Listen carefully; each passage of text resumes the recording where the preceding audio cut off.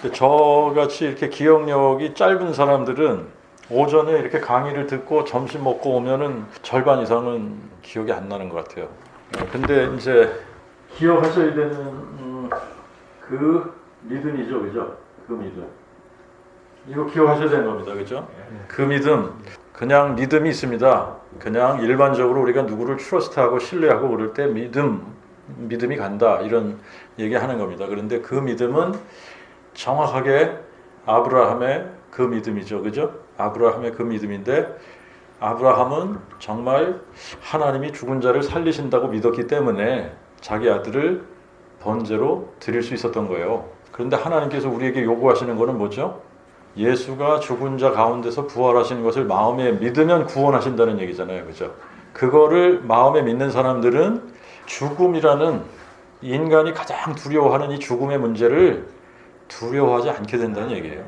죽음을 두려워하지 않기 때문에 결국은 그 믿음을 가진 사람들이 마지막 때에 뭐 하게 되는지 아시죠?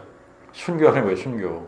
오전에 여러분들에게 그 믿음이라고 하는 이 부분을 설명을 하면서 성경 번역에 관한 문제를 했습니다. 그래서 이 성경을 우리 성경, 우리가 읽는 이 한글 성경 번역본이 정관사가 다 빠져 있다. 정관사가 빠지게 되니까 의미가 달라져서 그 믿음이 뭔지 모르고 어떤 믿음을 가지고 우리 자신들을 테스트해 봐야지 되는지 모르잖아요, 그죠? 그러니까 확증이 안 되는 그냥 무조건 종교적인 열심을 내면 믿음이 있는 것 같은 이런 잘못된 신앙 패턴 이런 것들을 요구하기도 하고 그렇게 자기의 믿음을 확증하려고도 하기도 하고 그런 식으로 해왔단 말이죠. 그 믿음이 여러분들 뭔지 확실하게 알았습니다. 그러면 이제 그 믿음은 사실 뭐하고 또 연결이 되죠? 그 복음. 사실은 그 복음을 마음에 믿는 게 그 믿음 아닙니까? 그죠? 그 복음을 마음에 믿는 게 그 믿음이다. 복음은 제가 이렇게 그 복음에 대해서 이야기를 하다가 보면은 그냥 복음이라고 하기 때문에 이것도 생겨지는 문제라고 생각을 해요. 은혜의 복음이 따로 있고 왕국 복음이 따로 있고 영원한 복음이 따로 있고 이게 따로 있다고 생각하는 사람들도 있더라고요. 목사님들 중에. 그래서 은혜의 복음은 뭐고 왕국 복음은 뭐고 영원한 복음은 뭐냐. 자꾸 이걸 구분하려고 그래요. 그런데 그 복음은 동일한 복음입니다. 사도들이 선포한 그 복음이 정확하게 우리가 선포해야 되는 그 복음인 거예요. 그리고 그 복음은 뭐 은혜의 복음, 왕국 복음, 영원한 복음 이런 식으로 나뉘어져 있는 게 아닙니다. 이거는 아브라함도 어떤 복음을 믿었어요? 그 복음 믿은 거죠. 아브라함도 그 복음 믿은 거예요. 다윗도 그 복음 믿은 겁니다. 구약의 성도들은 다 그 복음을 미리 보고 믿은 거예요. 그리고 예수님 당시에 살던 사람들은 그 복음을 예수님을 보면서 믿은 겁니다. 그리고 지금 우리들은 어때요? 지금 우리들은 그 복음을 인간 역사 속에서 성취되어졌잖아요. 그죠? 과거를 보고 믿는 거예요. 역사 속에서 확실하게 이루어진 객관적인 증거를 가지고 그것을 마음에 믿는 겁니다. 자, 그런데 우리가 아까도 이제 뭘 얘기했느냐면 부활이라고 하는 것 자체가 이게 역사적인 사실이잖아요. 그렇죠? 이게 팩트라고요. 그렇기 때문에 우리가 믿는다라고 생각을 합니다. 팩트니까 우리가 사실을 믿는 거지 거짓을 믿는 게 아니잖아요. 그렇죠? 사실을 믿는다고 생각을 하는데 뭐를 구분할 수 있어야 된다고요? 머리로 아는 것과 내가 정말 마음에 믿는 것이 이게 구분이 되어져야 된다는 얘기예요. 제가 머리로 할 때는 부활이 그 복음이 아니었어요, 저에게는. 그래서 이거 1년에 한 번 부활절 때만 설교했던 거예요. 그런데 이게 마음에 믿어지니까 말하지 않을 수 없게 되더라 라고 하는 겁니다. 부활을 선포하지 않을 수 없게 되는 거예요. 근데 그거를 여러분들이 뭐하고 연결시켜서 생각하면 정확하냐 하면 사도행전 1장 8절입니다. 사도행전 1장 8절에 뭐라고 나왔죠? 오직 성령이 너에게 임하시면 너희가 권능을 받고 예루살렘과 온 유대와 사마리아와 땅끝까지 이르러 되리라. 맞죠? 되리라. 뭐가 되리라고요? 자, 증인이 되리라는 얘기는 부활의 증인이 되리라 이거 아닙니까? 맞죠? 예수 부활의 증인이 되리라. 되라와 되리라의 차이가 뭘까요? 되리라. 성령이 임하시면 이거는 그분이 우리를 그렇게 만드시겠다는 얘기 아닙니까? 그래서 저절로 된다는 얘기예요. 내가 노력해서 되는 게 아니란 얘기예요. 그냥 저절로 되리라 이겁니다. 저절로 되는 거예요. 저절로. 여러분 한번 생각해 보세요. 지금 기독교인들이 한 목소리로 예수님이 부활하셨다고 다 선포한다고 생각해 보십시오. 세상이 놀랍니다. 근데 이거 안 하고 있잖아요, 지금요. 저도 20년 동안 몰라서 못 믿었고 못한 거고 그래서.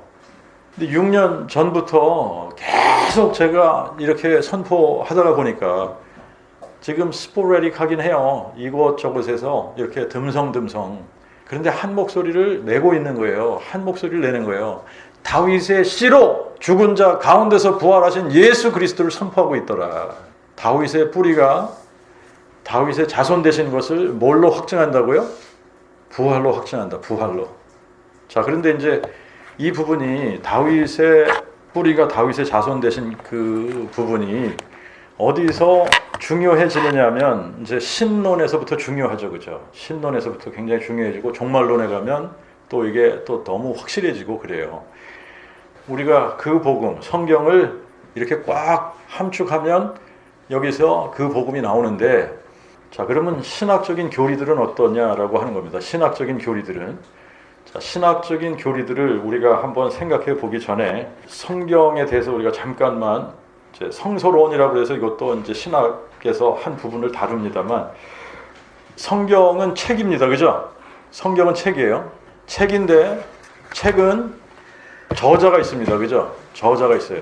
저자가 있기 때문에 저자는 책을 쓰기 전에 뭘 생각하죠? 책을 쓸 때에 그냥 아무렇게나 그냥 쓰지 뭐 그러고서 책 쓰는 사람 없죠. 그죠? 책을 쓸 때는 어떤 생각을 하죠? 분명하게 의도와 책을 쓰는 의도가 있지 않습니까? 목적이 있죠. 그런데 자 이제 우리가 뭐 여러분들이 성경이 어떤 책인지 너무나 잘 알지만 자, 이 성경은 두 개의 발림으로 되어져 있습니다. 신약과 구약. 그죠? 그래서 총 몇 권이죠? 66권이죠. 그죠? 66권인데 몇 명의 사람들이 동원이 돼서 이 책을 쓴 거죠? 40명이 넘는 사람들이 동원이 된 겁니다. 40명이 넘는 사람들이 동원이 됐는데 그러면 몇 년에 걸쳐서 쓰여진 거죠, 이게? 예, 1500년, 대략 1500년에 걸쳐서 40여 명의 사람들이 동원이 돼서 66권의 책이 쓰여졌습니다. 그렇죠? 그런데 이거를 여러분들이 정말 놀랍다. 이거 감탄하셔야 되는 거예요. 66권의 책이 1500년에 걸쳐서 쓰여졌어요. 40명이 넘는 사람들이 동원이 돼서 이것을 썼습니다. 그러면 여러분 보세요. 지금 이런 책을 한번 구성하려고 사람들이 시도한다고 한번 생각해 보세요. 그냥 동시대에 사는 사람들이 40명 추려가지고 자기들 나름대로 책을 한 권씩 썼어요. 그래서 이거를 쫙 모아가지고 한 권으로 목차를 매겨가지고 이거를 한 권의 책으로 만들어서 이걸 읽는다고 한번 생각을 해봅시다. 한 권의 책이 될 가능성이 얼마나 될까? 가능성 없어요. 제로예요, 제로. 그런데 지금 이게 1500년에 걸쳐서 쓰여졌다 이렇게 되지 않습니까? 가장 오래된 책은 몇 년 됐죠? 3500년 됐죠? 그러면 지금 이 세상 어느 곳에서 3500년 된 문서를 지금도 읽고 연구하고 자기들의 삶에 적용하고 그러는 문서가 세상에 어디 있습니까? 성경 외에 그런 문서는 없어요. 가장 역사가 짧은 책이 요한계시록이겠죠, 그죠? 신약 성경들은 약 2000년 된 겁니다. 2000년. 근데 2000년 된 문서들을 지금 어떤 기관에서 어떤 사람들이 날마다 이 책을 읽고 연구하고 묵상하고 삶에 적용하고 이런 일이 어디 있습니까? 성경이라 그런 거예요. 그런데 이 성경의 울티메트 저자가 누구라고요? 하나님이기 때문에 그런 거예요. 하나님이기 때문에. 하나님이 울티메트 저자이기 때문에 이게 가능하다는 얘기예요. 놀라운 책입니다, 이게. 자, 그런데 이제 가슴 아픈 거는 뭐예요? 가슴 아픈 게 성경책을 안 가지고 다니더라고요. 요즘 추세가 성경책을 안 가지고 다니더라고요. 무거워서 그런지 어째서 그런지 모르겠어요. 전부 어떤 게 유행이냐면 프로젝션을 해서 여기다가 쏘고 읽고 그러니까 성경이 없어도 되는 거예요. 찬송가도 없어도 되고. 근데 참 안타까운 거예요. 참 안타까운 게 지금 사람들이 이 성경을 앱으로만 이런 식으로 읽고 뭐 그렇게 하다 보니까 참 안타까운 일 중에 하나입니다만, 그러나 여러분 이게 놀라운 책입니다. 성경은 놀라운 책이고, 자, 이 성경이 하나님의 감동으로 쓰여졌기 때문에 1500년 동안 40명이 넘는 사람들이 동원이 돼서 각자가 쓴 거예요. 그죠? 각자가 썼는데 이거를 컬렉트 해가지고 편집을 해서 이렇게 쫙 정리를 하니까 한 권의 책이 됐더라. 이거는 불가능한 일이 이루어진 겁니다. 이건 놀라운 거예요. 성경은요. 그래서 자, 그런데 성경을 믿을 수 있는 근거를 우리가 이야기를 한다면 불경도 있고 뭐 코란도 있고 종교들마다 자기네들이 경전이 있는데 또 경전을 굉장히 거룩하게 또 여기고 그런단 말이죠. 그런데 그런 경전들하고 이 성경하고 정말 달라요. 그죠? 여러분들이 성경과 다른 문서들을 비교해서 보면은 코란은 한 사람에 의해서 그냥 7세기, 8세기 이때 그냥 쓰여진 거란 말입니다. 성경은 1500년에 걸쳐서 40명이 넘는 사람들이 쓴 거예요. 66권을 썼는데 어떻게 이게 한 권의 책이 되냐 말입니다. 자, 그런데 이게 믿을 수 있는 근거가 있어야 되는 거예요. 성경을 우리가 믿을 수 있는 근거를 찾아야 되는 겁니다. 무조건 우리가 하나님의 말씀이니까 그러면은 코란도 알라의 말씀이니까, 그리고 알라가 하나님이니까 뭐 이러면서 똑같은 얘기를 한단 말입니다. 그러니까 우리는 그 뭐 코란이라든지 불경이라든지 이런 거하고는 완전히 다르게 정말 정확한 증거를 제시하고 이게 믿을 수 있는 근거가 여기 있다라고 해야지 되는 거죠. 믿을 수 있는 근거도 역시 뭐냐면 부활이에요. 부활이 성경을 믿을 수 있는 근거입니다. 왜 그러냐면, 자, 성경은 3분의 1이 예언이지 않습니까? 그죠? 나라에 대해서도 예언을 하고 또 어떤 특정한 인물들에 대해서도 예언을 했습니다만 집중적으로 어떤 한 사람에게 성경의 예언이 집중되어져 있다. 누굽니까? 하나님이 사람 되실 분에 대해서 집중이 되어 있는 거예요. 그죠? 그러니까 이분에 대해서 집중적으로 예언이 되어져 있다. 그런데 이분이 태어날 시기, 태어날 장소, 그리고 태어날 나라, 태어날 가족, 이렇게 다 정해졌어요. 미리 예언이 되어졌어요. 그죠? 그리고 어떻게 어떤 삶을 사실 건지, 이분이 가르칠 때는 또 어떤 유형의 가르침을 하실 건지, 그리고 어떻게 죽으실 건지, 이런 것들이 너무나 상세하게 디테일하게 예언이 되어져 있다. 그런데 죽는 것만 예언이 되어 있는 게 아니라 또 뭐까지 예언이 되어 있죠? 부활하실 것까지도 예언이 되어져 있고 다시 오실 것까지도 예언이 되어져 있단 말입니다.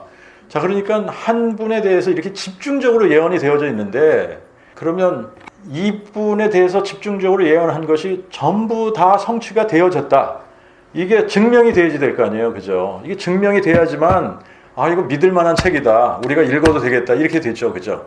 만약에 부활이 없다고 여러분 한번 생각을 해봅시다. 부활이 없다면 성경은 믿을 만한 근거가 되지 않아요.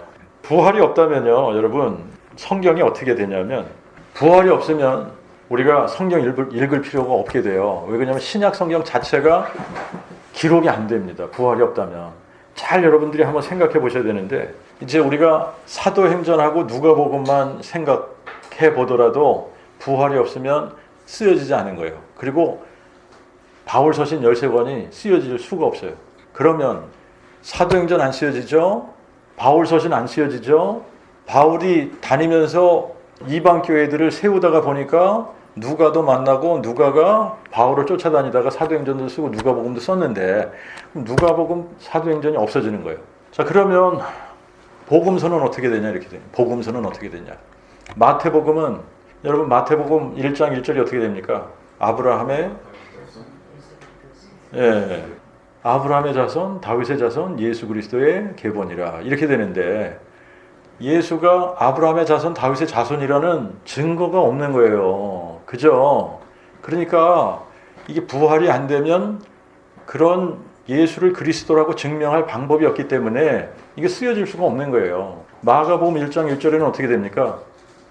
마가복음 1장 1절은 예수 그리스도 하나님의 아들 그 복음의 시작 이렇게 돼 있죠. 그죠? 그런데 예수가 죽은 자 가운데서 부활이 안 되면 그 복음 시작이 안 되는 거 아닙니까? 그 복음이 없는 거예요. 그죠? 그러니까 마가복음도 안 쓰는 거예요. 요한복음은 어떻게 해요? 요한복음 20장 31절에 정확하게 요한이 이거를 기록한 목적을 뭐라 그랬습니까? 오직 이것을 기록함은 예수께서 하나님의 아들 그리스도이심을 믿게 하려 하며 그 이름을 힘입어 생명을 얻게 하려 함이니라. 이렇게 되어 있잖아요. 그죠? 그러니까 요한복음을 기록한 이유가 예수께서 하나님의 아들 그리스도이심을 증명하려고 기록을 했는데 부활 사건이 없으면 아무리 많은 기적을 행했더라도 예수는 하나님의 아들이 될 수가 없는 겁니다. 그러니까 이거 기록할 수가 없는 거잖아요. 그죠? 그러면 요한복음 기록이 안 되면 요한 1, 2, 3서도 없는 거고 요한계시록도 없는 거예요. 다시 오실 이유도 없으니까 요한계시록 뭐 하려고 기록을 했겠어요. 그죠? 없는 겁니다. 다른 일반 서신서들도 마찬가지예요. 히브리서는 기록할 필요가 없죠. 히브리서는 누구들을 향해서 쓴 겁니까? 히브리 크리스천들. 그죠? 근데 그 사람들도 없을 거니까 그 사람이 없는데 그 사람들에게 뭐 하려고 쓰겠어요. 그죠? 야고보서는 기록이 안 된 이유가 너무나 정확해요. 그죠? 야고보는 자기 형을 뭐라고 부르던 사람입니까? 미쳤다고 했다고요. 미쳤다고. 근데 부활이 안 되면 그냥 계속 미친 사람 저러다가 죽었어. 이렇게 하는 거예요. 그죠? 베드로 전후서도 쓰여질 일이 없어요. 그죠? 베드로는 고기 잡으러 가자. 그러고 갔을 거예요. 그죠? 그러니까 신약 성경 자체가 없는 거예요. 부활이 안 되면, 부활이 없다면 신약 성경 자체가 없는 겁니다. 여러분, 그러면 신약 성경이 없다면 그러면 기독교는 어떻게 되는 거예요? 기독교 없는 거죠? 기독교가 없는 거예요. 부활이 없으면 기독교는 없는 겁니다. 없는 거 맞죠? 생길 수가 없는 거예요. 교회가 생겨질 수가 없는 거예요. 그리고 기독교의 경전이라고 할 수 있는 이 신약 성경 자체가 없는 거 아닙니까? 그러면 뭐만 남는 거죠? 유대교만 그냥 남아있는 거예요. 그죠? 예? 지금까지. 자, 신학이라는 것도 없는 거 아닙니까? 신론이 어떻게 생겨져요? 전능자가 계시다는 증거가 없어지잖아요. 그냥 막연한 하나님만 믿게 되는 겁니다. 그러면. 그러니까 신론도 없는 겁니다. 기독론도 없는 거죠. 그리스도가 없는데 어떻게 기독론이 있어요. 그죠? 성령론도 없는 거예요. 그죠? 왜 성령론이 없어요? 그분이 뭐 가시고 오시고 이런 것도 없으니까 성령론도 없는 거예요. 그죠? 교회론도 없는 겁니다. 교회론은 왜 없어요? 교회가 생겨지지 않았으니까. 구원론도 없는 거죠. 그죠? 막연한 구원, 그거 어떻게 해?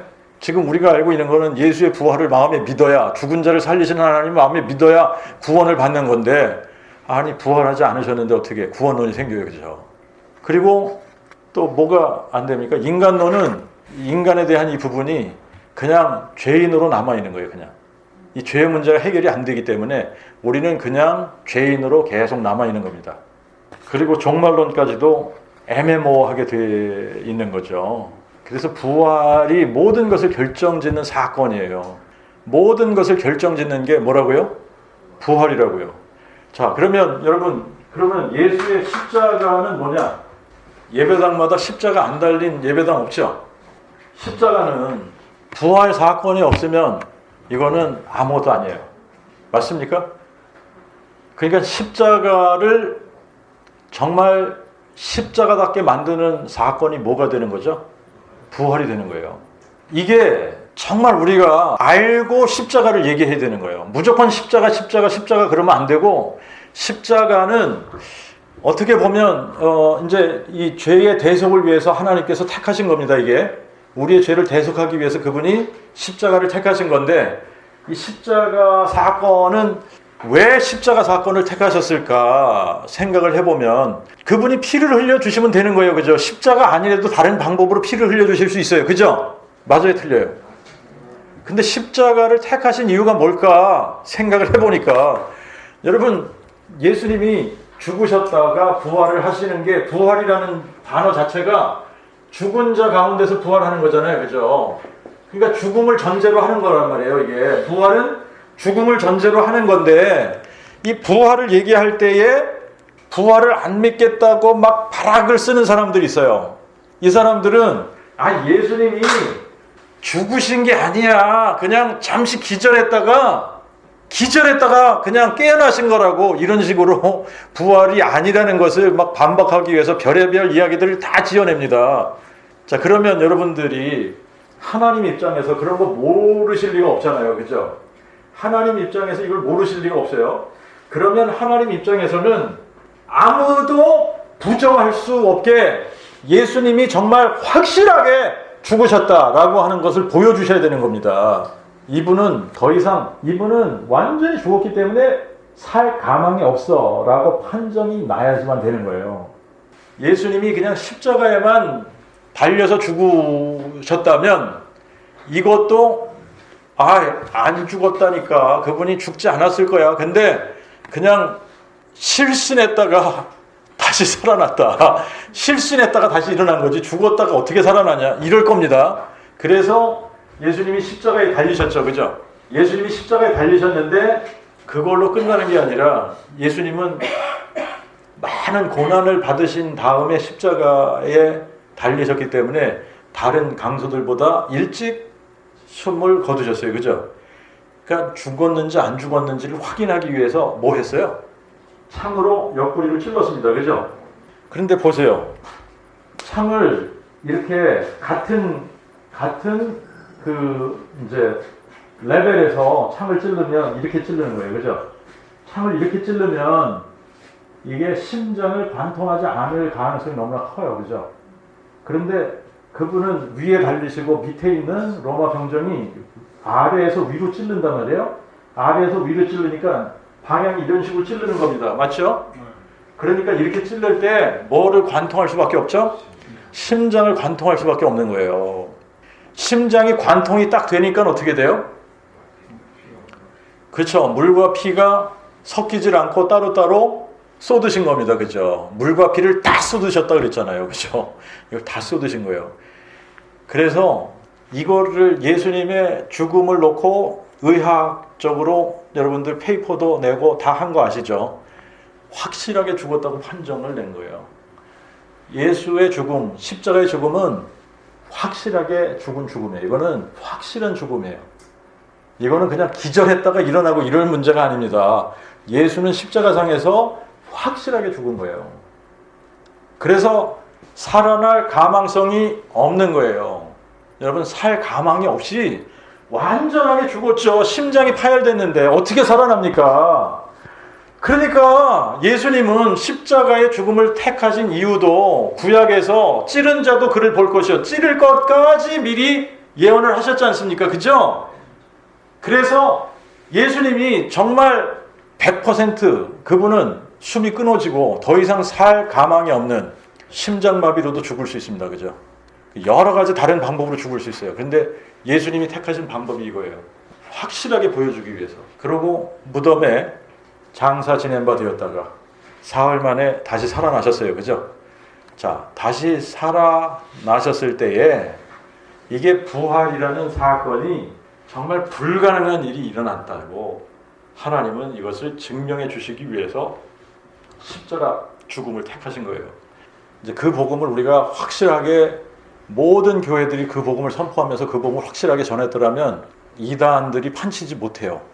왜 그런지 아시죠? 참 이단들이 나올 때마다 주장하는 게 뭐냐면 이단의 교주들이 자기가 뭐라 그래요?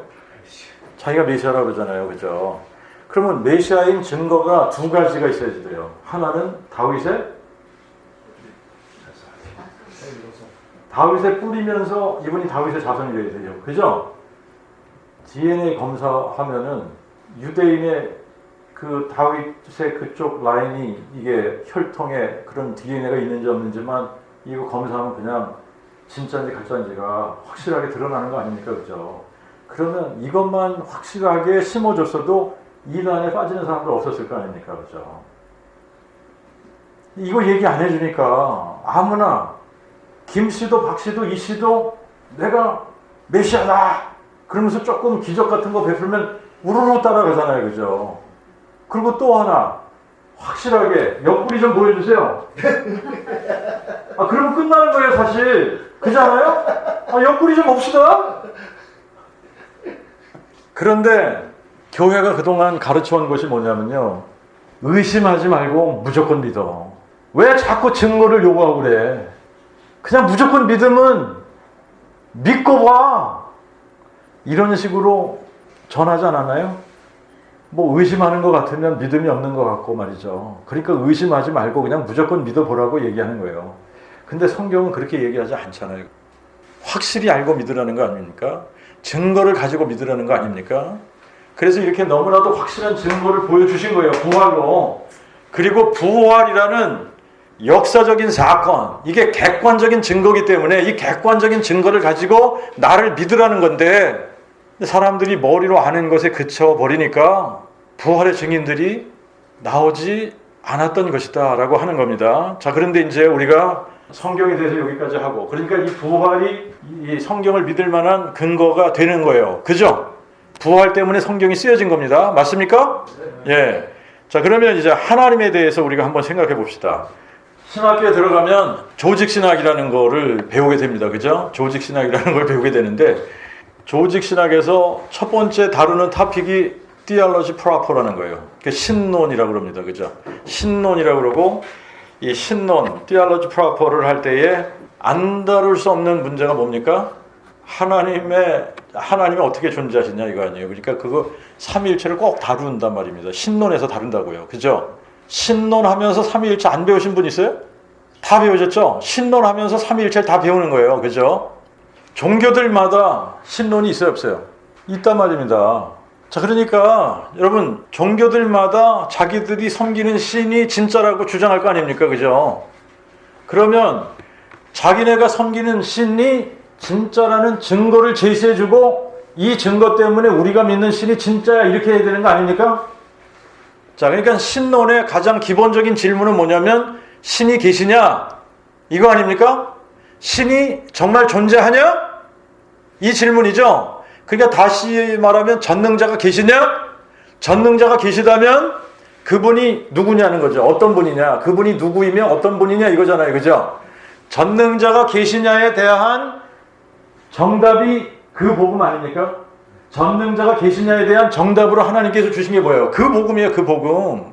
그러니까 신론이 정말 간단해지는 거 아닙니까? 전능자가 계시냐? 전능자라는 증거가 뭐냐 이거잖아요. 전능자라는 증거가 뭐냐? 만약에 기독교에도 이런 증거 없이, 이런 증거를 그냥 무시해버리고 증거 없이 그냥 우리도 무조건 믿는 종교, 다른 모든 종교들은 여러분들 어때요? 그냥 증거가 없는데 무조건 믿는 거 아닙니까? 증거가 없기 때문에 그들은 무조건 믿는 거예요. 여러분, 우리가 증거를 제시할 때 그들이 증거를 딱 제시할 수 없는 이유가 뭘까요? 없으니까 제시를 못하는 거예요. 있으면 하겠죠. 없으니까 제시를 못하는 겁니다.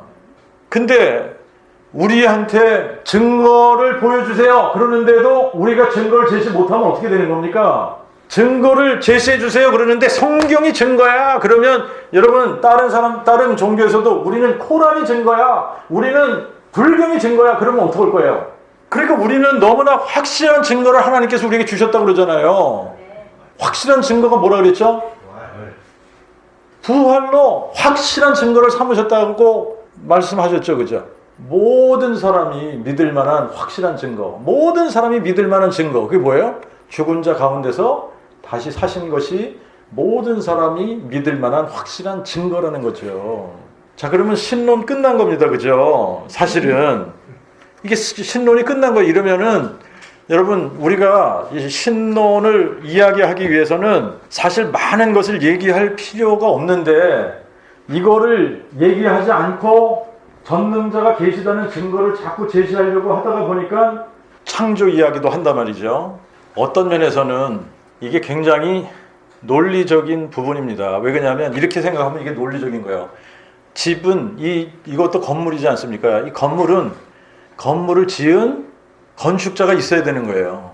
그러니까 이 세상을 인류가 거하는 집이라고 생각을 하면 인류가 거하는 이게 해비테이션이란 말입니다. 이게 인류가 거하는 집이라고 생각을 하면 집은 뭐가 꼭 있어야 되죠? 지은이가 있어야 되는 거예요. 그게 히브리서에서 얘기하는 거잖아요. 그죠? 집이 있다는 것은 그 집을 지은이가 있다는 얘기다. 그러면 이 지구가 있다는 얘기는 이 지구를 만드신 분이 있다는 얘기잖아요. 그죠? 로마서 1장 10절에도 정확하게 그 얘기를 하고 있는 거예요. 만물을 만드신 자의 증거가 만드신 만물 가운데 나타난다는 것이 여기 하나님께서 이게 논리적인 어프로치란 말입니다. 그런데 문제는 뭐냐면 그러면 전능자가 이거를 만드셨다고? 그런데 그분이 누군데? 그러면 막연해지는 거예요. 어떤 사람들은 여러분 모슬람들한테 물어보세요. 창조주가 누구라고 생각해? 그럼 그 사람들 누구라고? 알라라고 하죠. 그죠? 그러니까 어떤 종교를 믿느냐에 따라서 자기네들도 전능자가 있다고 주장을 한단 말입니다. 자기네들도 전능자가 있다고 주장을 하는데 자기네가 믿는 신이 전능자라고 생각을 하는 거예요. 그러면 증거 내놔봐 이렇게 해야 되는 거 아닙니까? 우리도 마찬가지예요. 우리도 누군가가 우리에게 그 질문을 할 수 있는 거예요. 너희가 믿는 신이 진짜라는 증거를 내놔봐. 그러면 성경 읽어봐 이렇게 하면 돼요, 안 돼요? 우리한테는 어떠한 증거를 주셨습니까? 역사적인 증거를 주셨어요. 이게 역사 속에 예수라는 인물이 진짜 인물이잖아요. 그죠? 진짜 인물이라는 거예요. 역사 속에 예수라는 인물이 진짜 살았단 말입니다. 여러분 백과사전을 찾아봐도 나오잖아요. 그런데 이분이 십자가에 죽으신 사건이 역사적인 사건 맞지 않습니까? 그리고 이분이 죽은 자 가운데서 부활하신 것도 역사적인 사건이라는 게 맞잖아요. 그죠? 그러니까 분명하게 우리한테 있는 증거는 어떤 증거죠? 이게 팩트라고요. 팩트. 사실이라고요.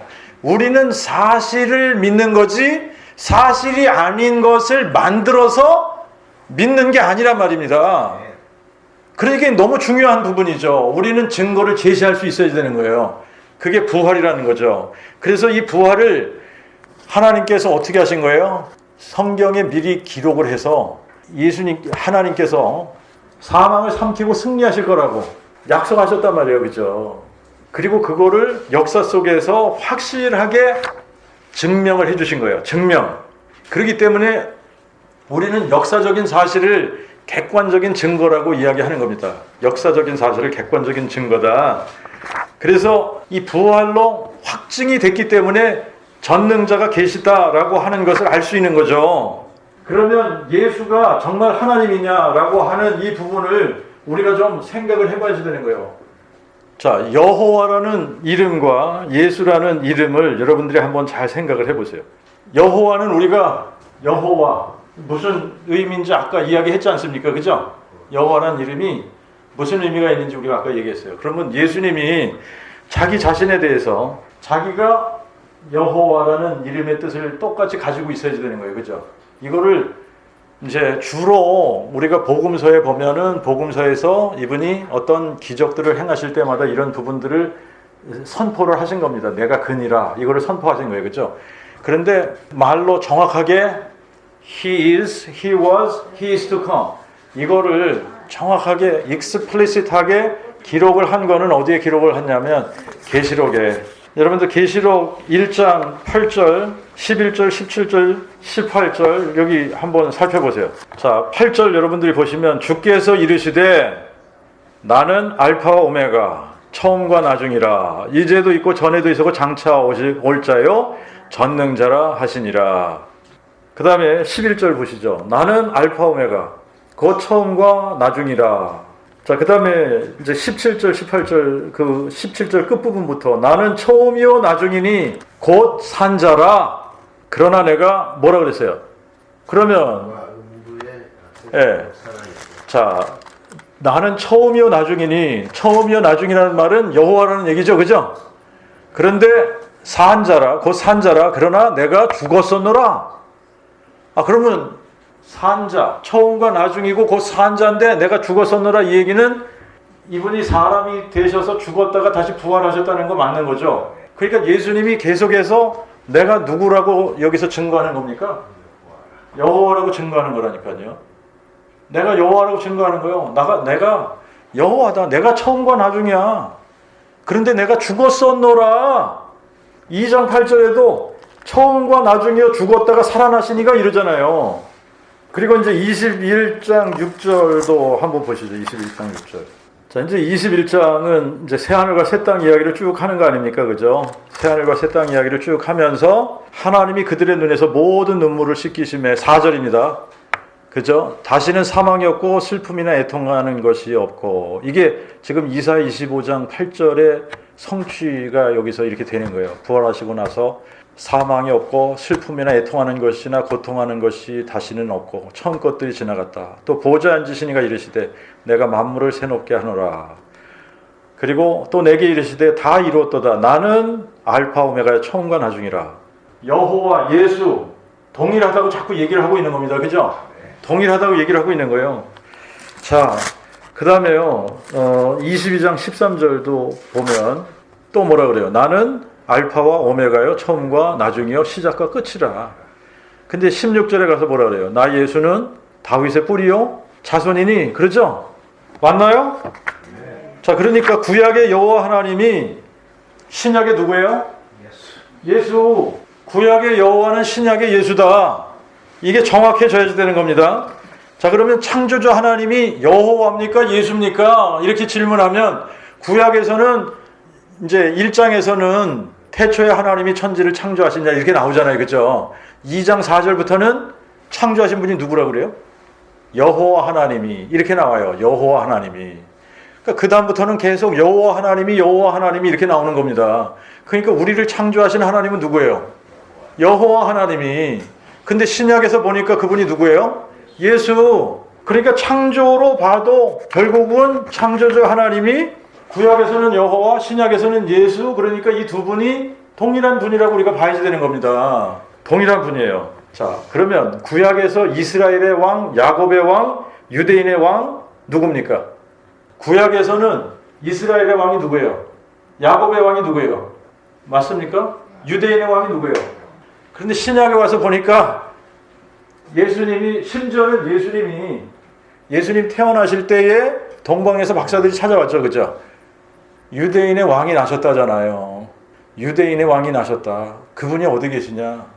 사실 우리의 번역이 약간 이 번역하기가 힘든 문장이기도 해요. 유대인의 왕으로 나신 이가 어디 계시냐인데, 이거는 제대로 번역을 하면 유대인의 왕이 나셨다. 그분이 어디 계시냐? 이거예요. 유대인의 왕으로 나신 게 아니라 이미 이분은 유대인의 왕이세요. 그죠? 유대인의 왕이신데 이분이 나셨다는 겁니다. 근데 그분이 어디 계시냐? 우리가 그에게 뭐 하러 왔다고요? 그런데 여러분 한번 생각해 보세요. 그 당시에 유대 나라는 조그만 나라입니다. 로마의 속국이에요. 그런데 어떤 아기가 하나 태어났다고 그 아기한테 경배하러 왔다는 거예요. 있을 수 있는 일입니까? 불가능해요. 이거는 동방의 박사들이 분명히 뭘 알고 찾아온 거예요. 하나님이 사람이 되신 분이야. 이거 알고 찾아온 겁니다. 경배하러 왔다 그러잖아요. 경배를 누구한테 하는 겁니까? 이분이 신이라고, 이분이 하나님이라고 알아야지 그분에게 경배하러 오는 거지. 자, 이제 그 부분을 여러분 한번 잘 생각해 보세요. 유대인들도 모르고 있었던 거를 동방의 박사들이 어떻게 하는 거예요? 어떤 부분에 내가 박사 학위를 하겠다 그러면 그 부분에 지금까지 역사상 그 부분에 대가인 사람을 공부를 해야 박사 학위 받는 거 아닙니까? 그죠? 맞죠? 그러면 여러분 동방의 박사들은 누구를 공부해야 동방의 박사가 될까요?